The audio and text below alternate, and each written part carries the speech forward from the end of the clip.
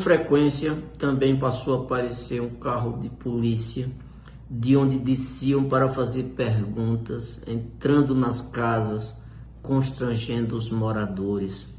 O medo era grande, uma casa avisava a outra quando surgiam, ou se alguém demorasse a retornar para casa, ou se fosse para lugar distante. Compartilhávamos cada passo, porque entendíamos que só assim conseguiríamos nos proteger. Esse livro aqui, Torto Arado, de Itamar Vieira Júnior, me tocou profundamente, porque é, de certa forma, a história da minha família e a história de muitas famílias que eu conheço.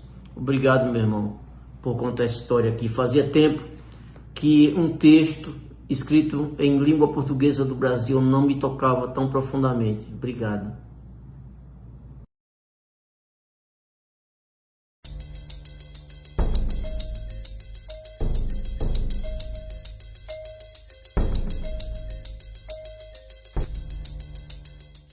Torto Arado, romance que se debruça sobre o cenário rural baiano a partir da narração de duas figuras femininas, as irmãs Bibiana e Belonísia, faturou os principais prêmios literários, entre eles o Leia, o Jabuti e o Oceanos.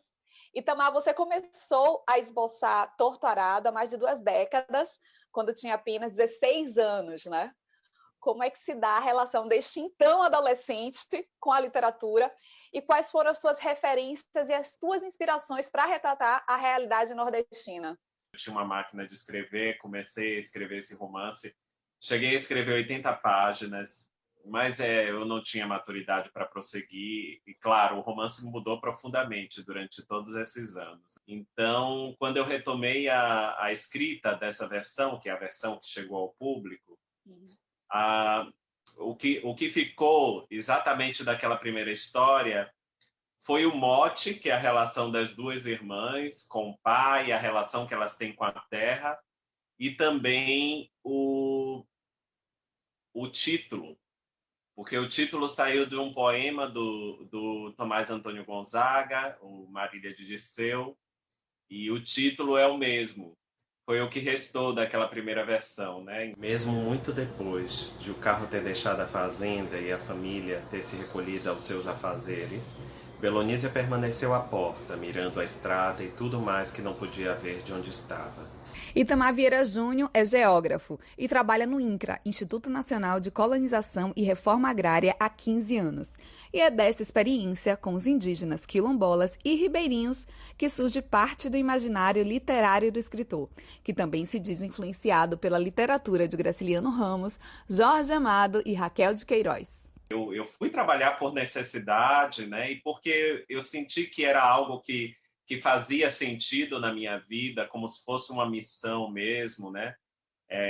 Compreender esse país profundo, esse Brasil profundo, de alguma forma me conectar também com minhas raízes, com os meus antepassados. Eu sempre digo que eu trocaria os meus títulos acadêmicos por essa vida que eu tive ao lado dos trabalhadores rurais, né? E isso me permitiu compreender e entender melhor as personagens literárias e fazer com que essas vidas atravessassem elas também, né? A retratação da vida desses sertanejos, você aborda questões, traz questões no romance também, como a escravização, né? Os trabalhos análogos à escravização. Como é que você traz essas questões para o romance? É um romance que a gente poderia chamar de romance de formação, porque a gente acompanha o arco dessas personagens da infância à maturidade, e elas percebem que os trabalhadores, que os familiares vivem em condição de extrema exploração, né? E aí isso vai tocar numa questão que é muito presente ainda no Brasil, de que a abolição da escravatura ela não foi plenamente realizada. Agora, com os maus tratos de Tobias, elas se tornaram mais vis. Eram gritadas por minhas ancestrais, por Donana, por minha mãe, pelas avós que não conheci e que chegavam a mim para que as repetisse com o horror de meus sonhos. Mas o romance trata desses laços de solidariedade que a gente pode encontrar numa família camponesa, numa família que vive em condição de vulnerabilidade, né? E como essa solidariedade é um poderoso instrumento de resiliência e permite que elas atravessem gerações, mesmo quando estão fadadas ao extermínio, à aniquilação, né, pela própria estrutura social do país. Belonísia segurou suas mãos, juntas, fecharam os olhos e compartilharam a dádiva daquele instante. Entregaram-se àquele gesto por inteiro e experimentaram algo que poderiam chamar de perdão.